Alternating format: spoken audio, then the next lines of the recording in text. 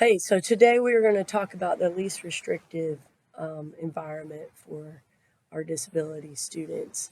Um, with the co-teaching collab, which is the inclusion service delivery model, this keeps the kids, all the kids with disabilities or kids with no responsibility or disabilities, in the general regular classroom.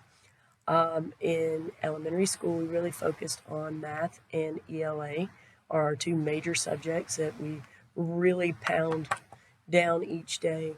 You have to have a good base and a good foundation to build upon. So we really focus on those two subjects. With being in the classroom with this, um, if it's done right with your teachers, that you can't tell who the kids are that have disabilities and the ones that are the regular students in the classroom. So, there's plenty of times that I help my students, but then as well, I go and help the students that are not on my caseload.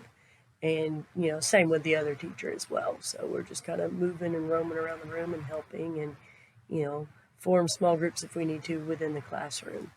With the ELA, the kids that have a little bit trouble reading, I will stay kind of in their corner and help them out when we're doing group work and such. Um, with the least restrictive environment, I think, it doesn't single out the kids. They also benefit drastically from the social aspect of being with their peers, not appearing to be any different than they are. But like I said, a lot of these kids with the disabilities do lack a lot of social skills. So seeing them interact with regular kids and having the kids with no disabilities interact with others that are a little different from them. So it does benefit everybody. Um, Now, it can be restrictive in some of the learning environments.